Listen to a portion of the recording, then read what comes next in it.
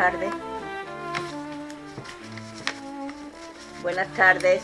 Bienvenido a la presentación del libro Pájaro Blanco de Francisco Morales Lomas. Este libro está publicado dentro de la colección Tania, la colección que dirijo y que la creé en homenaje a mi hija. Como le he comentado a mis compañeros, como tengo hoy un día pachuchillo, no he escrito más nada, sin que le paso la palabra al poeta José Arias, que va a hacer la presentación. Y muchas gracias por vuestra asistencia.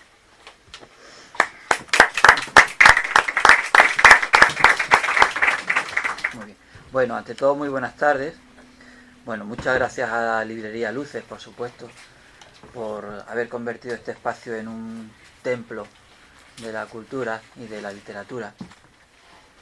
Gracias a Isabel Romero por haber puesto en pie esta colección, como tantas cosas que pone en pie, desde el silencio, desde la no estridencia.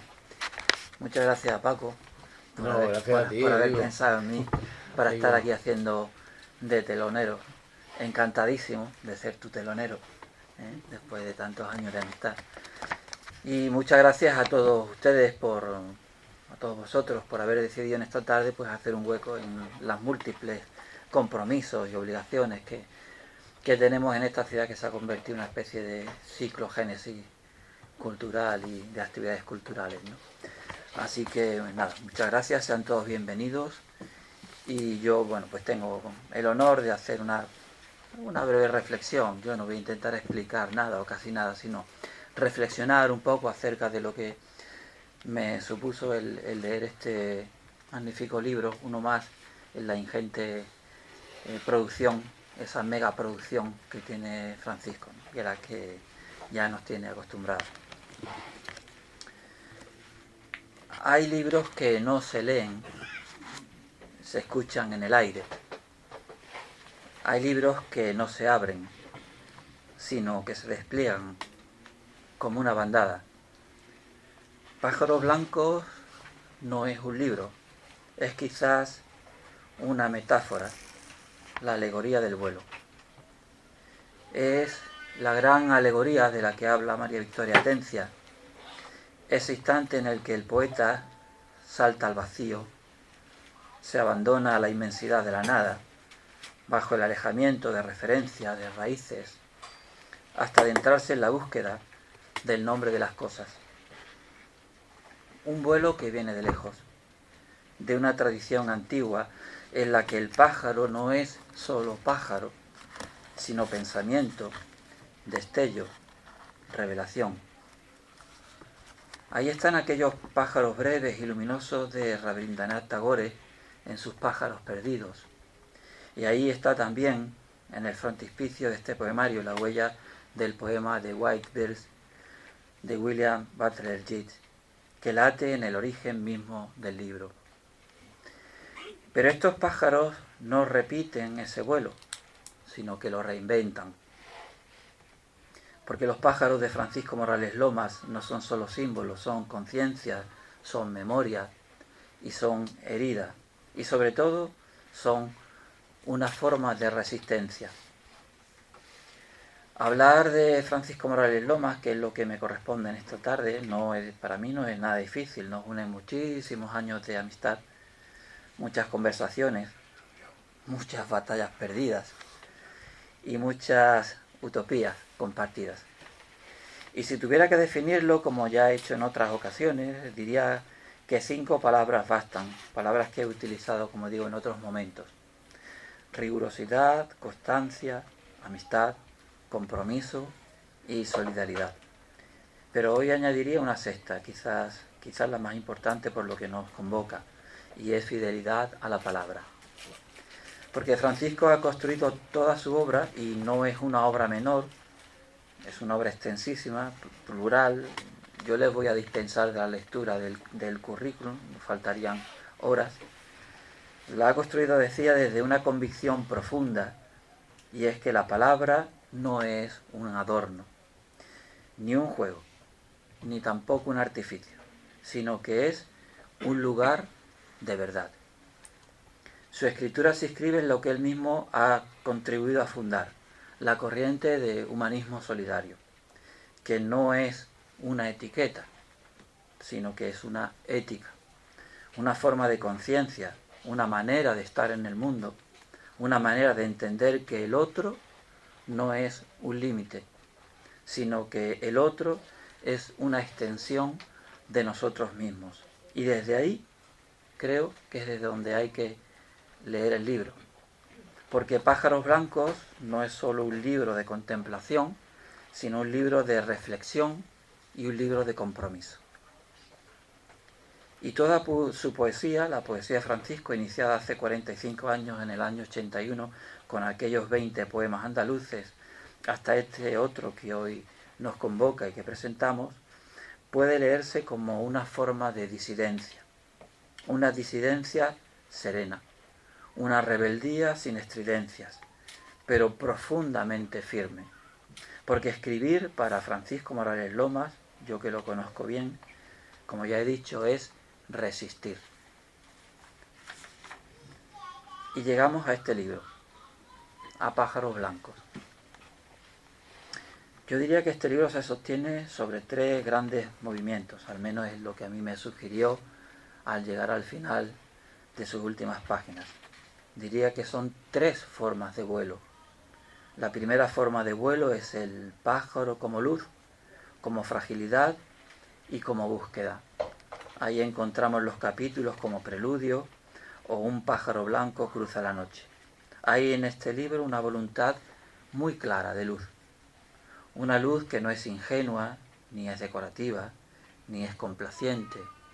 Es una luz conquistada. Dice el poeta: os quiero dejar esta imagen blanca de la esperanza. Y uno comprende que esta imagen blanca no es solo una imagen, es una forma de mirar y de ver el mundo. Cuando fui niño te vi con frecuencia en el canto del agua, en el silbo del viento, en el rugido de la tempestad. En un tiempo como el nuestro, atravesado por la incertidumbre, por la fractura, por la intemperie, este libro se atreve a hacer algo que no es fácil, que es defender la esperanza. Desde esa mirada de niño que se mantiene íntegra al llegar a la madurez, no como consuelo, sino como acto de resistencia, tal y como decía anteriormente. Junto a la luz, la fragilidad. Porque estos pájaros no son invulnerables, no habitan un cielo perfecto, están expuestos como nosotros. Dice el poeta: y como un pájaro blanco zozobrarás preso del viento. Y aquí aparece otra de las claves del libro, la conciencia de la fragilidad humana. El ser humano como ser vulnerable, como ser en equilibrio inestable, como ser que puede caer, pero también como ser que aun sabiendo que puede caer, decide volar. Y llegamos al núcleo más hondo del libro, la búsqueda. Todo es tan simple como este sueño. Te he buscado tantas veces en el clamor de las palabras, pero no te hallé. Estos versos, aparentemente sencillos, frágiles, contienen toda una poética, porque este libro no habla tanto del vuelo como del sentido del vuelo. No habla tanto de la altura como de la ausencia. Y volvemos a María Victoria Atencia. Ella, en una poética que me enviaba hace ya unos cuantos años, decía: el estremecimiento del vuelo. Ese estremecimiento anuncia la anulación de la temporalidad. La palabra poética lograda detiene el fluir del tiempo, confundiendo el pasado y el presente y transformando la memoria en texto. Aquí aparece el silencio. Ese silencio que no es vacío estéril, sino espacio de interrogación, espacio de sentido, espacio donde el ser humano se mire consigo mismo. Y por eso me atrevería a decir algo. Este, obviamente, no es un libro sobre pájaros, es un libro sobre lo que queda, cuando el vuelo ya no responde. La segunda forma de vuelo es la poesía como conciencia, y ahí aparece el capítulo titulado Gaza también existe. Hay algo en este libro que no podemos ni debemos pasar por alto, y es su dimensión ética más directa, materializada en ese capítulo dedicado a Gaza. Aquí la poesía deja de ser solo contemplación para convertirse en conciencia, en denuncia o en memoria del dolor. Ahora, dice el poeta, existe la costumbre de matar a los niños. Y esto es esencial en Morales Lomas, porque su humanismo solidario no es una abstracción, se concreta, se encarna, se posiciona. En estos poemas el sufrimiento deja de ser una cifra, una noticia o una distancia, y se convierte en rostro, en herida y en interpelación.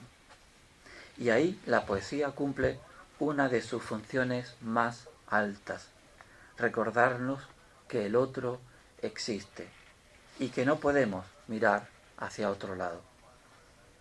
Porque como ha sostenido siempre Francisco, el yo no se entiende sin el nosotros. Y este libro también es un libro que nos obliga a mirar ese nosotros herido. La tercera forma del vuelo es la amistad, el rostro del otro.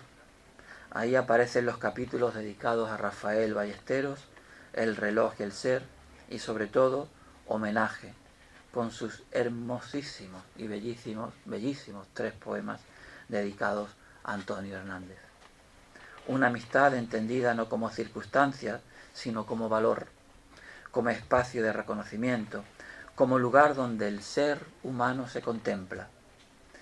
En estos poemas la amistad no es solo afecto, es memoria compartida, es reconocimiento del otro como parte de uno mismo, es, en el sentido más pleno, una forma de permanencia. Y en el caso de Antonio Hernández, esa amistad se convierte también en una elegía luminosísima, en un diálogo con la ausencia, en una forma de seguir manteniendo vivo aquello que el tiempo quería borrar. Y ahí, de nuevo, la poesía cumple otra de sus funciones más altas, la de sostener lo que desaparece. Y ellos, se refiere a Antonio y a los poetas de su generación, y ellos eran los poetas que celebraban las ventanas abiertas y el blanco de la vida. No digo nada nuevo si expreso que vivimos en un tiempo muy extraño. No quiero ser pesimista, pero extraño es, no voy a decir un taco, de lo que ya ustedes me entienden, ¿no? Un tiempo en el que el ruido lo invade todo, en el que la prisa y la inmediatez sustituye al pensamiento, y en el que el dolor del otro corre el riesgo de convertirse en una simple noticia que se olvida con un clic o con un pulsar del dedo en la pantalla. Y es precisamente en tiempos así cuando la poesía deja de ser un lujo para convertirse en una necesidad.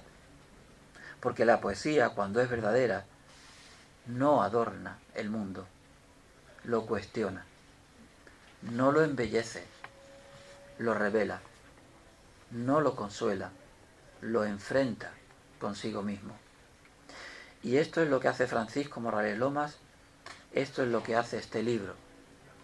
Pájaros blancos no es solo un vuelo, ya lo dije antes, es una llamada a no olvidar, a no ceder, a no rendir la conciencia. Frente a la oscuridad, la palabra. Frente al olvido, la memoria. Frente a la indiferencia, el otro. Porque quizás, como intuían los grandes poetas, no podamos cambiar el mundo de inmediato, pero sí podemos impedir que el mundo nos hipoteque y que nos haga sucumbir. Y ahí, en ese territorio íntimo donde se decide todo, la poesía, como la de estos pájaros blancos, sigue siendo una forma de resistencia. Todos, queridos amigos, no lo olviden, llevamos dentro un pájaro blanco, un pájaro que busca, que duda, que cae, pero que aún así sigue levantando el vuelo. Este es el libro, este es el poeta, y este, si me lo permiten, es también el lugar desde el que aún podemos seguir siendo un poco más humanos. Muchas gracias.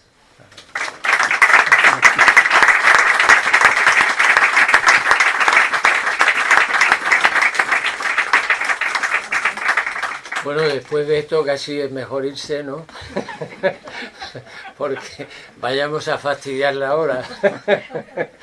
Bueno, os agradezco la presencia, es una maravilla ver tantas amigas y amigos y personas conocidas y estoy muy encantado, ¿no? Estoy satisfecho. Además ha hecho Pepe una lectura magnífica del libro. Pero evidentemente el libro no existiría si no fuera por nuestra querida amiga.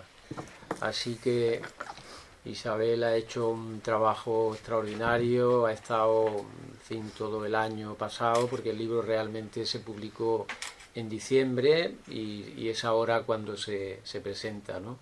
Y bueno, yo la verdad que al principio dudaba porque como tenía en medio la novela, esta novela que ya presenté en el Ateneo, Un siglo llamado invierno, pues claro,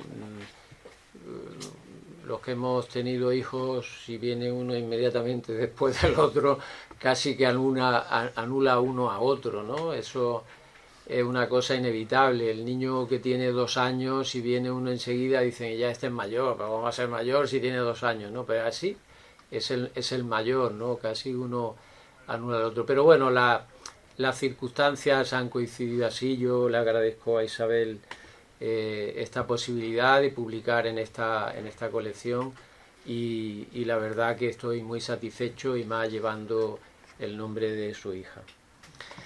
Y también quiero agradecer a todas aquellas personas a las que les he pedido que hagan una lectura de alguno de mis poemas, que puedan acompañarme esta tarde y hacer esta lectura de poemas.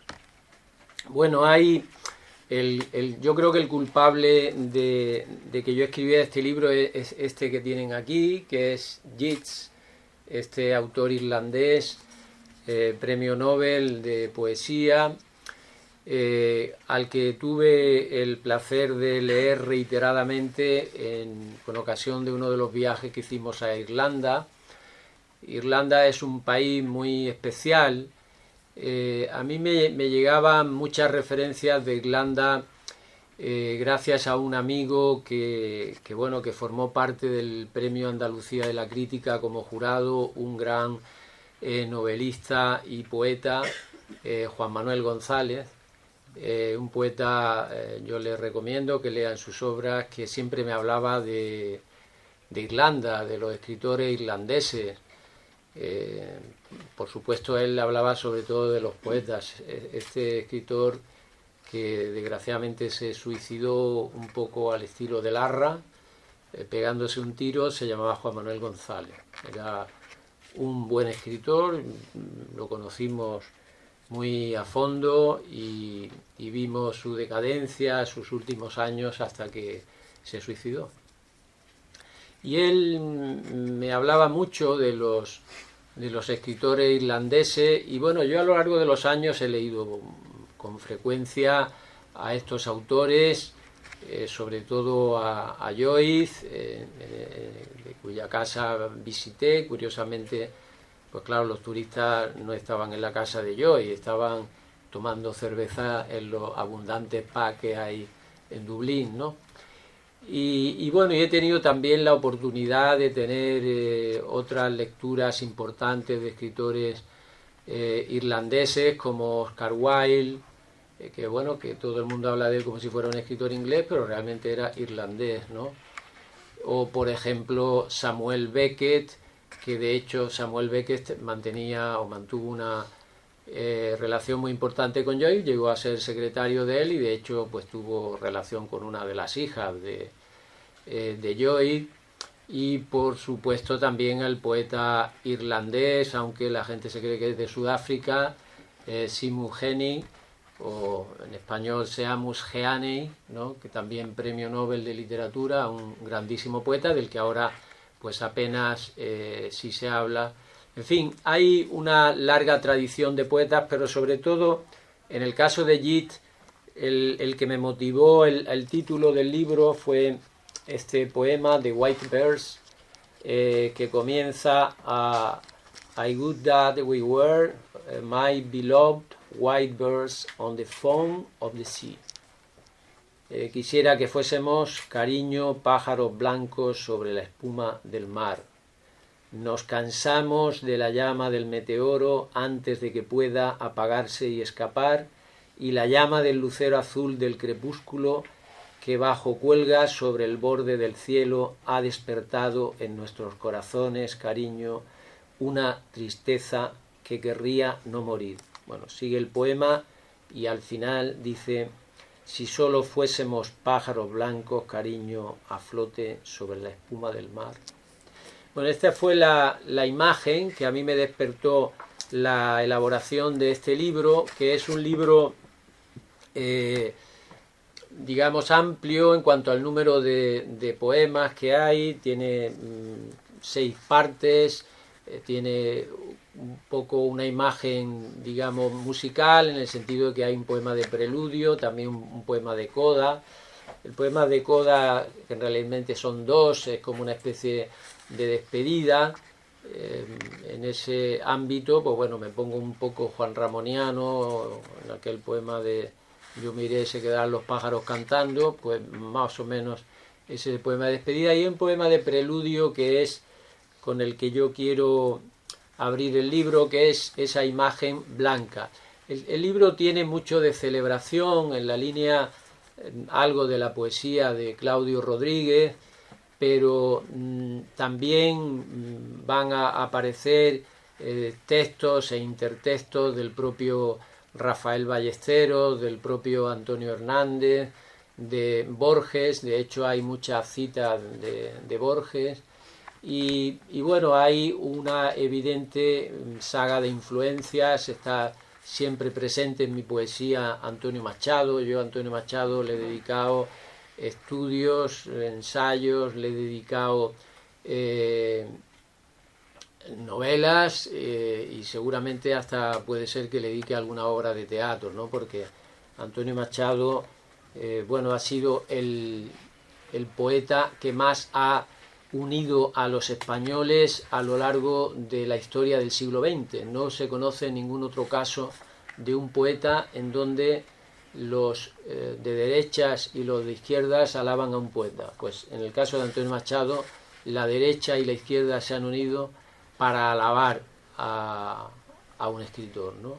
He tenido muchísima oportunidad de hablar de Machado, incluso en Soria, en su propia clase, he dado conferencias sobre él, y es uno de los grandes que aparece de continuo también, sobre todo cuando se hace referencia a la temática del tiempo y el ser, que también está muy presente en este libro.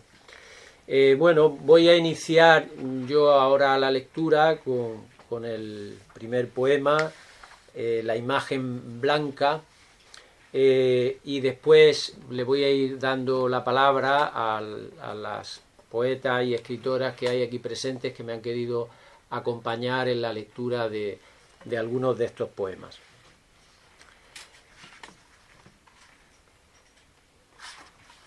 Dice este poema: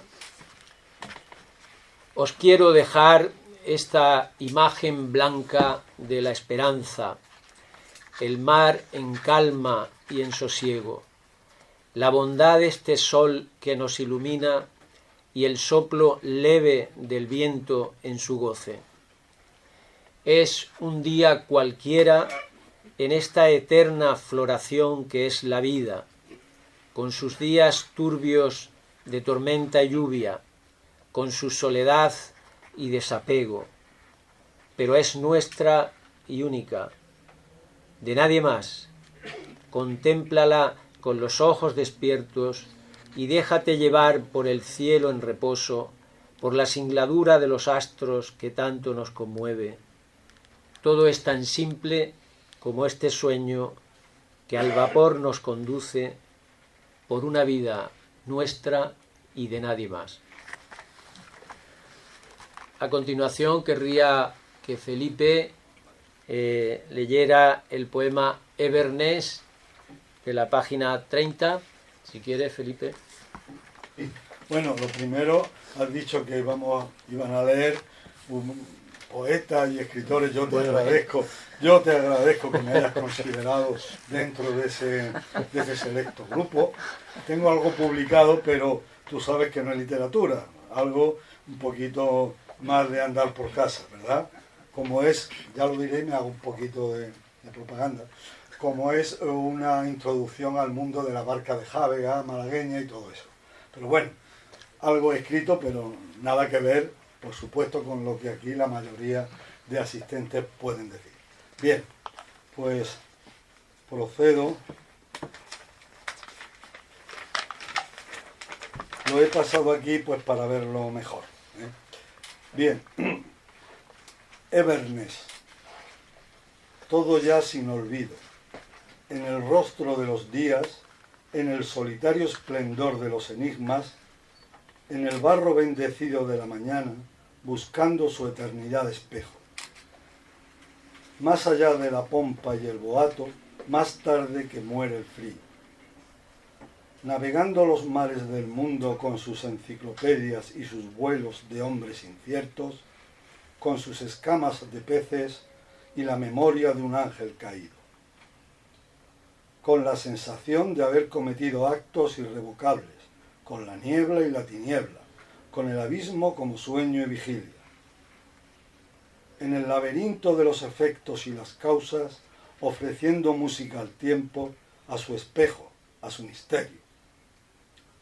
Ni siquiera un jinete para cabalgar atrios o hazañas o memorias. Ni siquiera cargado de batallas. Aquí, contemplando la aurora o el fracaso, espectador que dejara de soñar. Y la cita, solo una cosa no hay. Es el olvido, de Jorge Luis Borges. Gracias.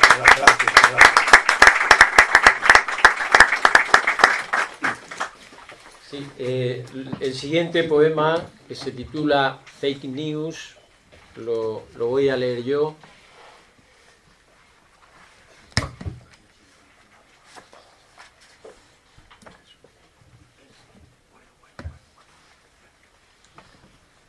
Fake News.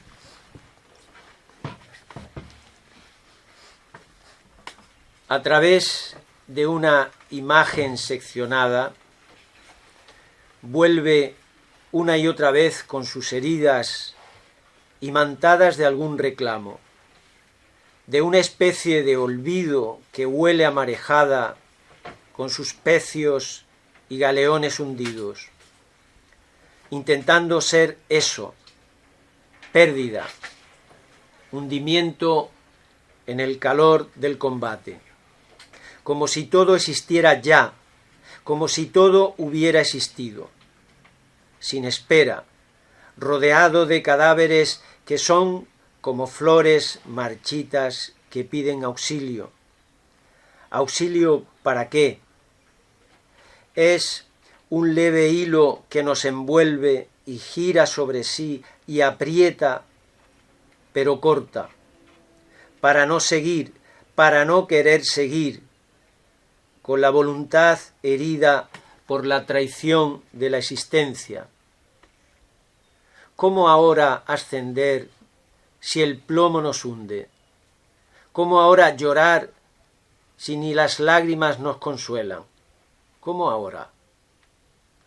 Ya es tarde, quizá siempre lo fue, y este imaginario siguió un rumbo erróneo.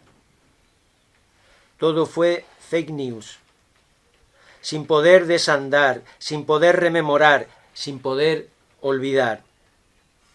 Aquí, siempre presente, mientras el hilo hace su trabajo y secciona por donde más pecado había.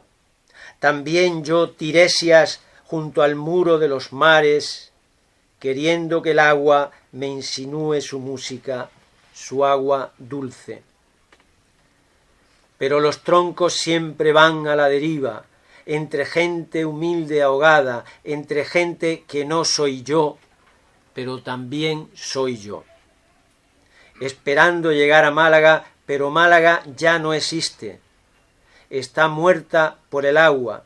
Es una corriente que no cesa, una sangre que no cesa, un palacio de truenos en el rebalaje. Si al menos Penélope nos esperara, o el agua que amanece entre las rocas,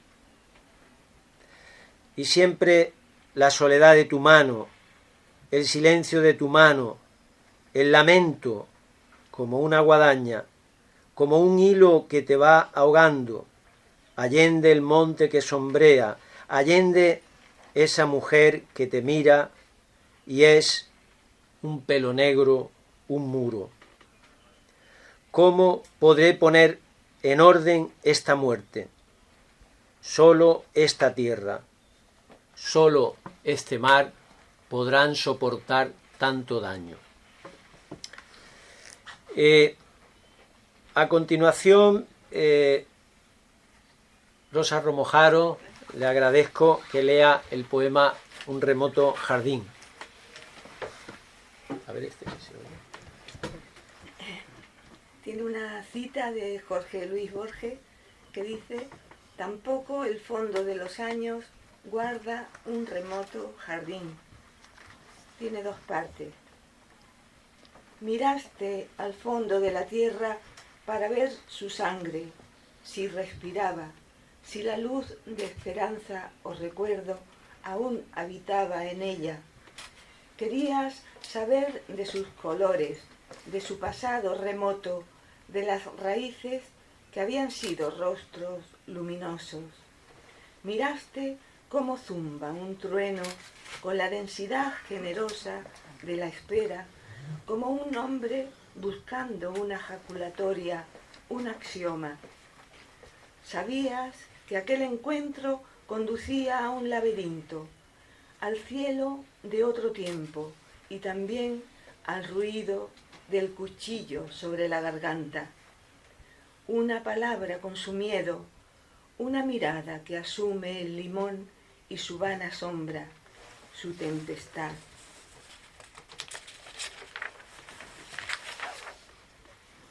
Había un remoto jardín y un niño con su lengua rubia creciendo con el trigo, con su infinita algarabía, con su plegaria, y ahora, en vano, hemos llegado a otro jardín incierto, a otro recogimiento, con tropeles de nombres que gritan en la oscuridad, con sombras que gravitan su sombra.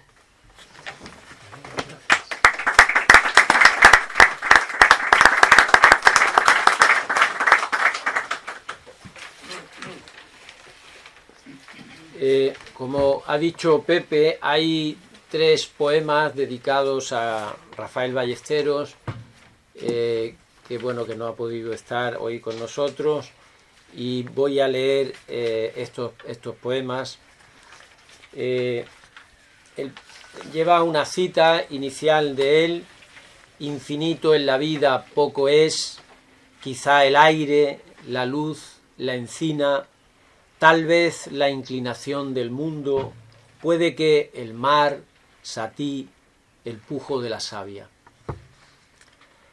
El primer poema, La historia de la arena, lleva una cita inicial también de Jorge Luis Borges, que como verán es reiterado en sus citas en este poemario. De Borges, sobre todo, claro, se conoce su narrativa, pero hay muchos que dicen, su narrativa breve, claro, porque es lo que él escribió fundamentalmente, pero hay muchos que dicen, yo no sabría si decir eso o no, pero hay muchos que dicen que su poesía era quizá más importante todavía que sus relatos breves. Algo parecido se decía, por ejemplo, de Shakespeare, que sus sonetos eran mucho más importantes que su teatro. En fin, ahí lo dejo, pero realmente la poesía de Borges es de una extraordinaria calidad. Hay un tema presente siempre, yo creo que en la obra de Rafael Ballesteros, también en la obra, por supuesto, de Antonio Machado, la poesía Palabra en el tiempo. Antonio Machado leía también con mucha frecuencia Tiempo y Ser de Martin Heidegger. Durante la República lo leyó, pues durante toda la República, ese fue el libro que leía, tenía de cabecera. Y la temática del ser y el tiempo, nosotros desde Manrique pues la tenemos ahí siempre presente, de Jorge Manrique. Aquí hay unos versos de Jorge Luis Borges que hacen referencia a ello y dice: hay un agrado en observar la arcana arena que resbala y que declina y a punto de caer se arremolina con una prisa que es del todo humana. Dice el poema: la historia de la arena.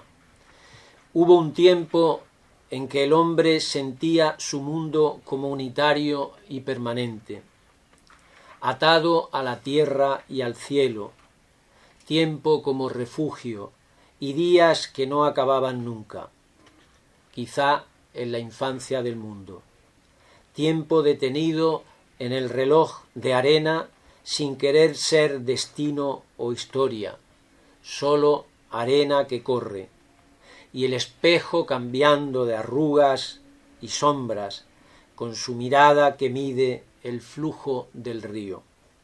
Siempre ahí, recordando su discreta caída, sin detener su forma que permuta una y otra vez en memoria, en arena, en nada.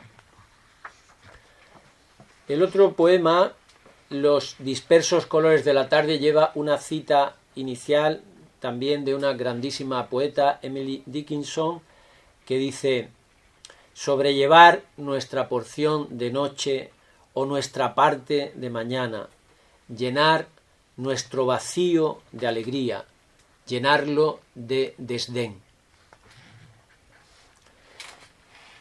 Fue mi vida la que estaba allí, mirándome de frente, y yo andaba perdido. ¿Acaso penumbras lentas que ya no duelen, calma que se parece a la eternidad? Un regreso al laberinto, caminos que fueron ecos, un olvido y una memoria que nos habla del perdón, tedio y puertas abiertas. Quizá el hombre con su fuego, quizá un héroe que acecha, quizá la clepsidra, la nostalgia de un tesoro. Y el otro poema, dedicado a Rafael Ballesteros, que lleva también una cita de Borges, se titula Inventario, y dice la cita: seré todos o nadie, seré el otro que sin saberlo soy, el que ha mirado ese otro sueño, mi vigilia, la juzga, resignado y sonriente. Te traigo la noche herida, el color de la nube pasajera, la púrpura del atardecer, mi carne y su sombra, las noches tempestuosas, los vientos que al corazón alegran con su brújula, el canto del hombre que ha de vivir mañana y su precipicio de pájaro, un alma desnuda en un universo sosegado. Y de este homenaje a Rafael Ballesteros paso a un homenaje a un querido amigo desde hace muchos años, que es Antonio Hernández.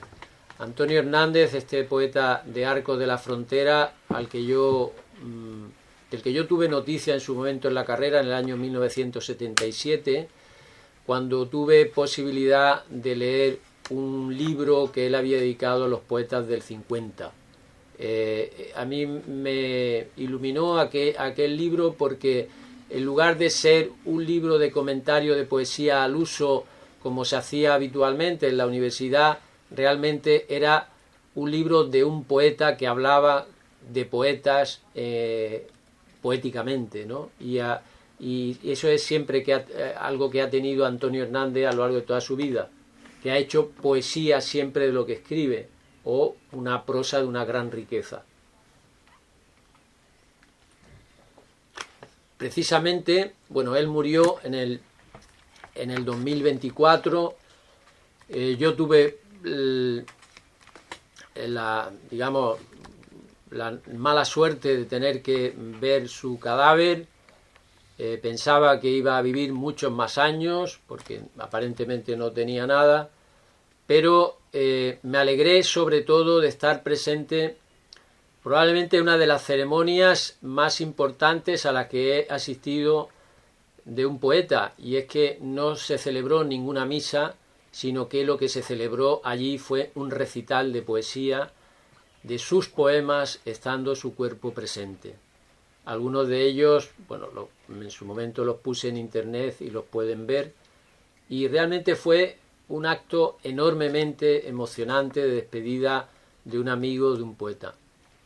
Yo, Antonio, tuve muchísima relación con él, luego, posteriormente, en los últimos, sobre todo desde el año 1995-96, cuando él se coloca al frente de la Asociación de Escritores y Críticos, que ya llevamos 33 años en este asunto. Él fue el primer presidente de esa asociación durante los 12 primeros años, y luego él quiso que yo lo sustituyera al frente de esa asociación, y los siguientes 16 años seguí yo de presidente, y actualmente, como saben, la presidenta es Remedios Sánchez, catedrática de la Universidad de Granada. Y yo siempre le tuve un enorme cariño a Antonio, y además no solamente cariño, escribí sobre toda su obra. De hecho, ahora, próximamente, en la editorial Tirán Loblanc va a publicar un libro de unas 500 páginas en donde han colaborado 32 personas, 32 profesores, críticos y algunos políticos, que hablan de su poesía y de su narrativa.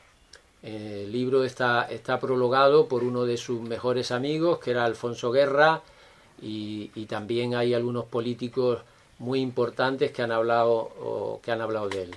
El libro ya está en imprenta, y yo creo que el mes próximo se publicará, se podrá ya ver. Pero yo no quería despedirme de él sin leer alguno de sus poemas. Hay uno que yo le tengo un especial cariño, que es el primero, pero es tan largo que los acabaría por matar, que es Antonio con su furia y su corazón abierto, y voy a leer el más breve.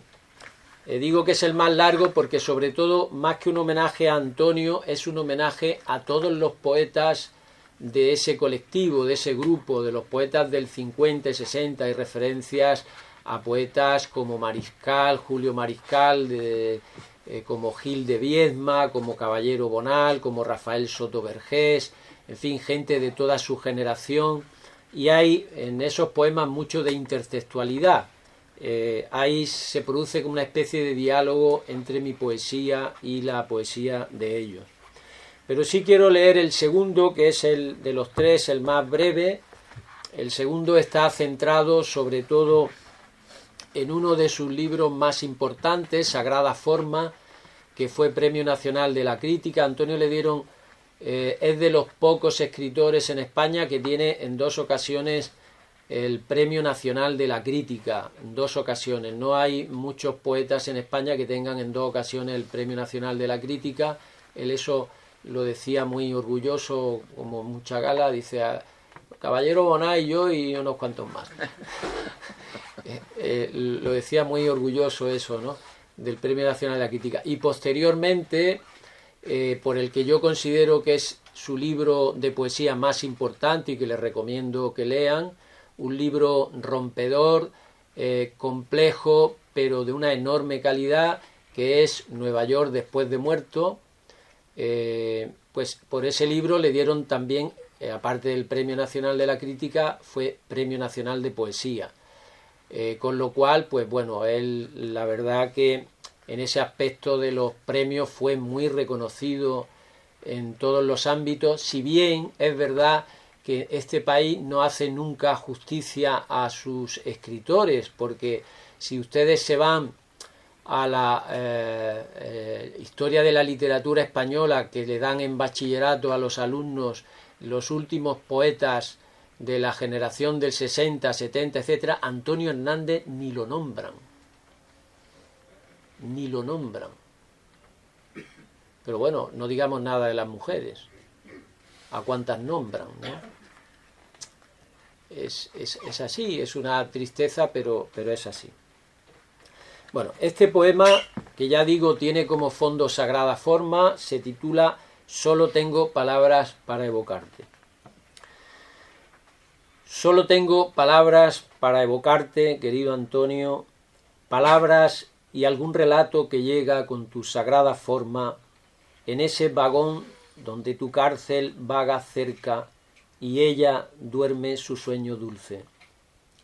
Entonces piensas y escribes la mecánica del hombre que garabatea y se pregunta, que alto esculpe su destino y busca el amor que todo lo explica, el amor que todo lo enciende. Era una tierna juventud de llantos y besos, un pueblo que se perdía en la lejanía, pero siempre estaba allí mirándote, contemplando que hubo tragedias y pecados y alambradas. Pero tú estabas allí de pie, caminando, con la juventud como fragancia, con la juventud como una espada, y luego los hijos y la quimera y los sueños. Había mucho que agradecer a ese amor que ahora duerme, que hace del paraíso una profesión, una memoria, quizá una melancolía, mas sin renunciar a unos años que no fueron felices, pero en los que anidaba la esperanza. Y perseveraste, y renunciaste a la tristeza, dejaste sus harapos lejos en el reino del olvido, y con los años nació la claridad, los sueños de siempre, tan calcados en el corazón, tan sumisos y pródigos. Yo sé, querido Antonio, que había un fuego en tu mundo, una luminaria que reverdecía, y aunque apátrida, hubo un paraíso cercano, a pesar de la muerte contigua, aquella que tanto nos miraba con desenfreno. Ahora ya sabes que se abre un nuevo día, y el hombre crece en su pasión, y siempre hay una canción de fondo que poder cantar para que el misterio se desperece y tiemble. Bueno, hay que decir que en su vida, aparte de todos esos éxitos, hubo también cosas terribles, ¿no? Como una sombra que lo acompañó toda su vida, que fue el suicidio de su hermano, ¿no? Y eso lo tuvo él siempre presente, no lo pudo abandonar, ¿no? Bueno, a continuación querría que Juan Ceiles Domínguez leyera el poema Quiero buscar la palabra entre los escombros. y le agradezco nuevamente su presencia. Hola, buenas tardes. Quiero buscar la palabra entre los escombros. Querido poeta Nasser Raba, ser por un momento tú, en la soledad del frío, en la búsqueda del alimento, en el miedo a que quizá en cualquier momento todo salte por los aires. Quiero ser ahora el otro, pero yo aquí, delante del ordenador, me pregunto si alguna vez esto será posible. Quiero decir, si sabré andar si me falta una pierna, si sabré comer si me han amputado los dos brazos, si sabré ser humano cuando he visto tanto sufrimiento, tanto dolor, tanto odio. Seguro que llega un momento que ya no sientes nada. No puedes sentir nada porque cualquier sentimiento se ha esfumado con el último aliento. Seguro que ya no hay corazón porque está asfixiado. Nasser Raba porque las palabras han ardido y los pájaros hace tiempo que se marcharon. Y cada día limpiamos los escombros, pero los escombros crecen una y otra vez como una mala hierba. Ya no hay libros, ni hospitales, ni mercados. Ya no hay nada, ni una palabra de dolor que llevarse a los labios, porque todas fenecieron hace tiempo. Y sé que fue entonces cuando entrenamos nuestros ojos para que naden en la sangre, para que no se mojen. Todo acaba siendo una enorme herida que va avanzando por la carretera de la costa sin rumbo fijo. Una herida que camina, una herida profunda, ya sin lágrimas, porque ha desaparecido todas. Una herida a punto de desbordar los cauces y ser una ceniza que tiembla y huye y se evapora.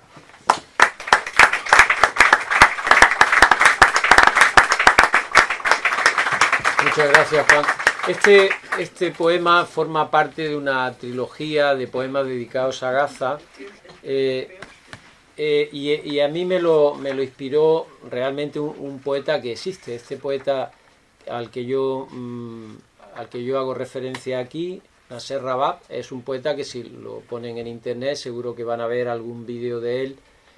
A mí me llamó mucho la atención en su momento y fue lo que me inspiró la imagen.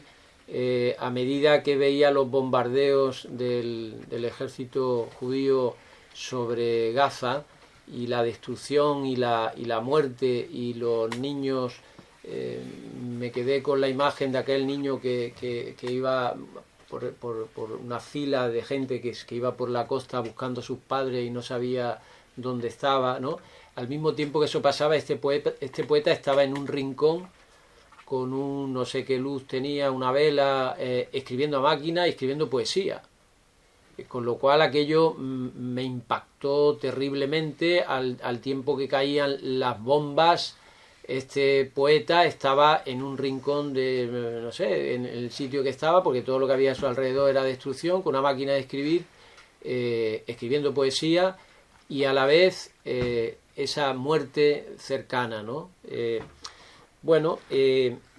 Seguimos en esto y ahora mismo pues es lo que al parecer es lo que nos toca soportar, ¿no?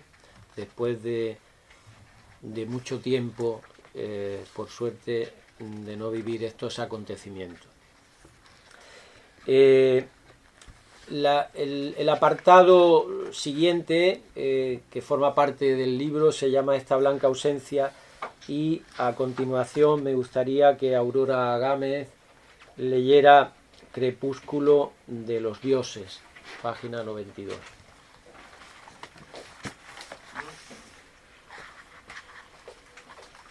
Muchas gracias, Aurora. Agradecida a ti y felicidades, Isabel, por esta nueva entrega poética y por reunirnos aquí. Buenas tardes. Crepúsculo de los dioses. Vengan los ojos de la infancia, los caballitos de sueños.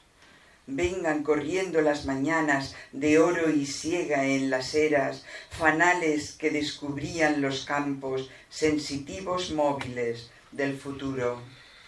Porque a la vida hay que darle argumentos para que viva, un lápiz y un papel en el que garabateamos los rumbos inciertos de nuestro buque, las acequias de nuestra sangre, el amor gato de mis días, al que siempre mimo y me mima.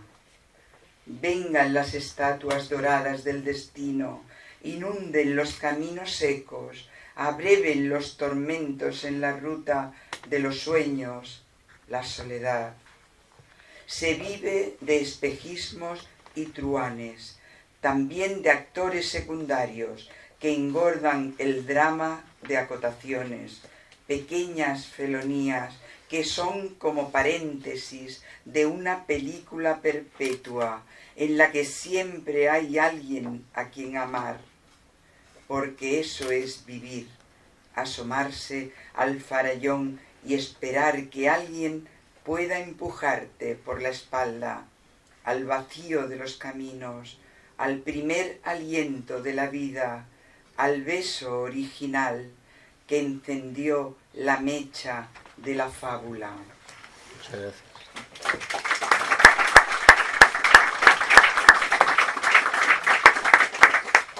En el libro, en la última parte, hay Cuadernos de la Memoria, hay una serie de 8 sonetos que recuerdan mucho esa formación clásica de Renacimiento, sobre todo, ¿no?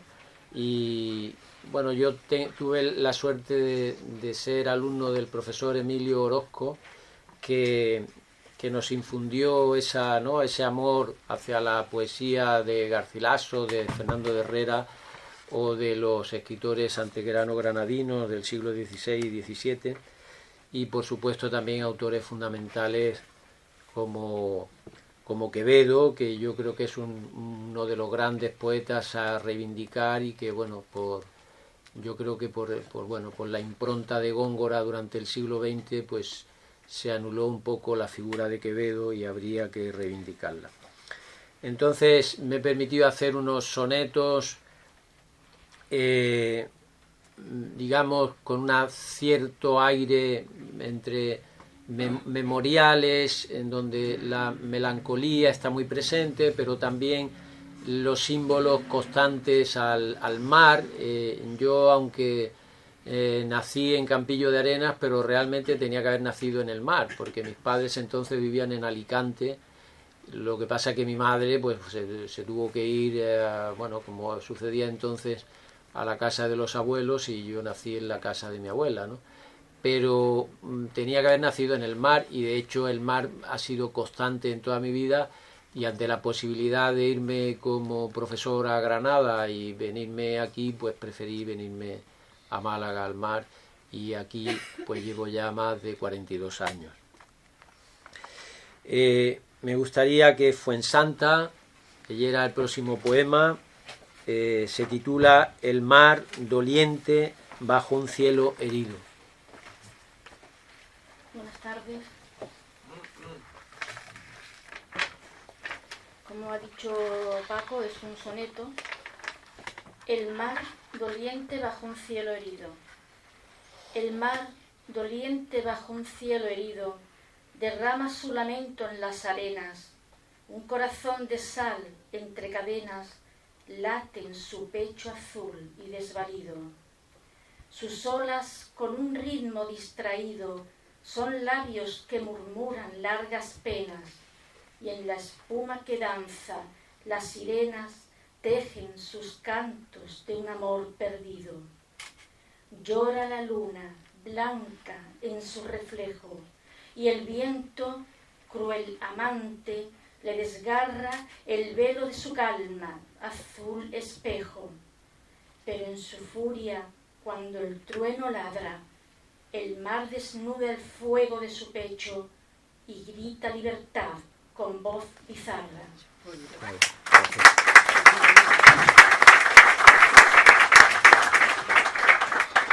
Y a continuación, Gema, una de nuestras grandes sopranos de Málaga, seguro que la conocen, todos ya, porque la mayoría de los que están aquí la han oído, vienen en el Ateneo, en algunos de los actos de la Diputación, que ha trabajado bastante tiempo con la Diputación, y la última ocasión con motivo de la organización del Congreso de María Zambrano y las escrituras del 27, ¿no? También.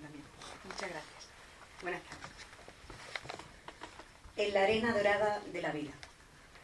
En la arena dorada de la vida, un niño juega al tiempo con su esfera. La mano tiembla y rueda en la madera el mundo entero en lucha distraída. Sus ojos, dos espejos sin medida, siguen la danza lenta y pasajera. La bola gira, sueña, desespera, y el azar dicta su verdad perdida. ¿Es juego o es destino lo que clama? ¿Quién mueve el aire? ¿Quién el árbol mueve en cada temblor leve de su rama? El niño ríe y el abismo clama. La vida es juego, fugaz aguanieve que el viento instiga y promueve.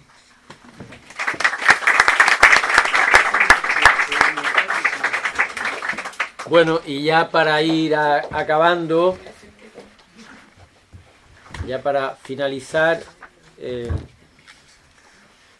la coda del libro hay dos poemas, voy a leer uno de ellos, que es como una especie de, bueno, como el poema de Juan Ramón Jiménez, Yo me iré y se quedarán los pájaros cantando, pues dentro de poco también nos iremos unos cuantos.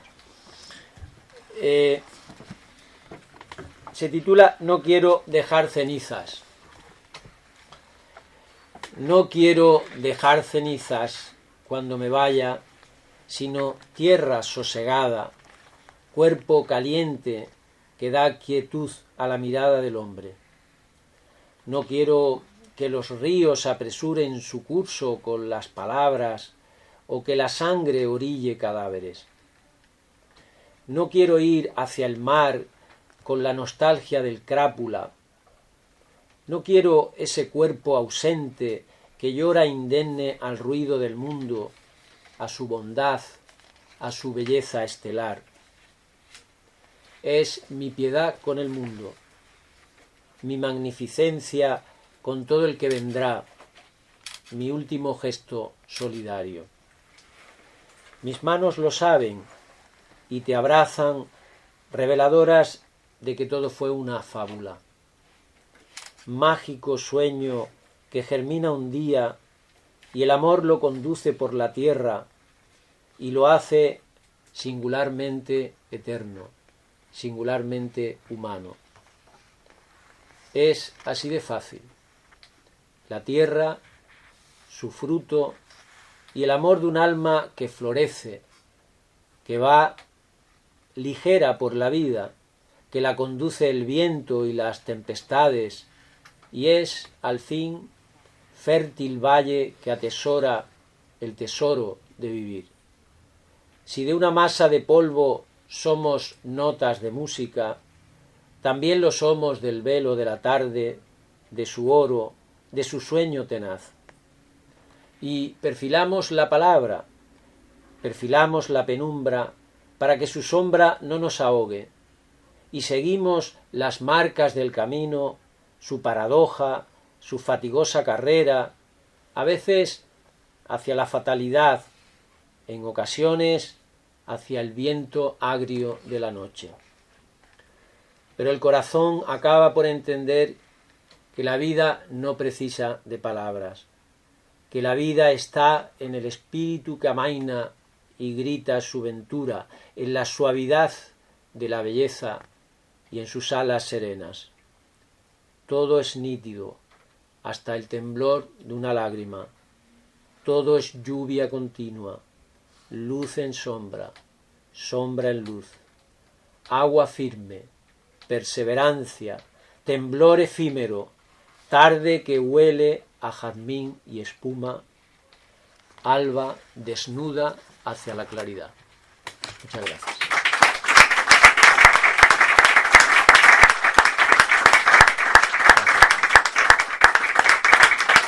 Bueno, y si tenéis alguna curiosidad, alguna pregunta que hacer, pues encantado.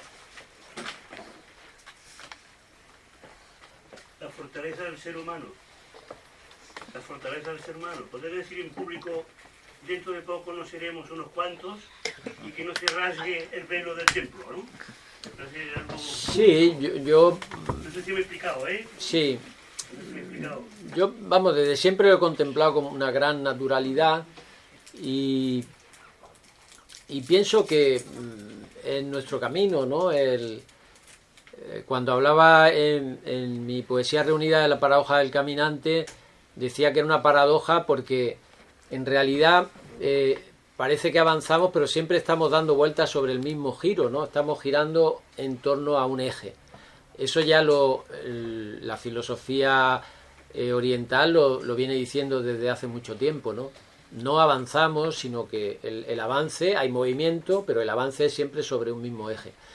Y al final ese eje, pues obviamente, es el que, desde una perspectiva o de otra, alcanza un beneficio espiritual y bueno, y si no hay ese beneficio espiritual, hay un beneficio terreno, cuidamos la sabia naturaleza, ¿no? Y yo lo veo con una absoluta templanza y naturalidad, ¿no? Incluso he hecho obras de teatro sobre el lugar a donde voy a estar depositado, de teatro caníbal, ¿no? Y para mí no tiene ninguna importancia. Como decía en la novela, decía Heidegger, la muerte no tiene ninguna importancia, el problema es los que se quedan, que son los que sienten realmente la muerte. El que se muere no siente absolutamente nada de esa muerte, ¿no? Es el que se queda. Entonces el sentido de la muerte pertenece a los otros, no pertenece al que muere realmente, ¿no? Entonces para mí no tiene esa trascendencia de no ser, ¿no? Lo veo con una absoluta naturalidad. Dicen que estamos de paso. Sí, es así, ¿no? Y quien crea lo contrario, pues va a tener un problema. Yo he estado en el hospital y he amortajado, y en el último momento decían algo, que veían cosas.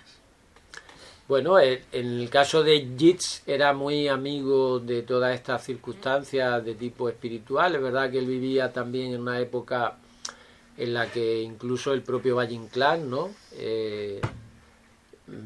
Bueno, Madame Blavatsky, que era una de las famosas espiritistas de finales del siglo XIX, principio del XX, para Valle-Inclán era un tótem, ¿no?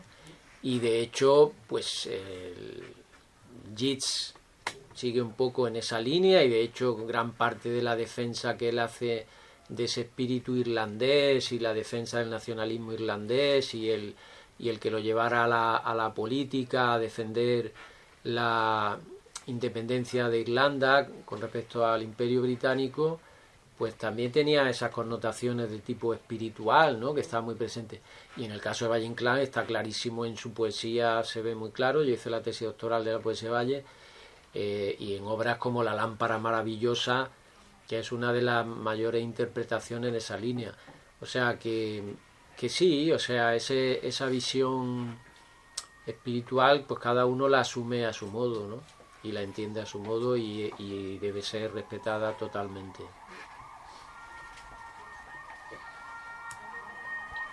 Muy bien, pues muchísimas gracias y prometo,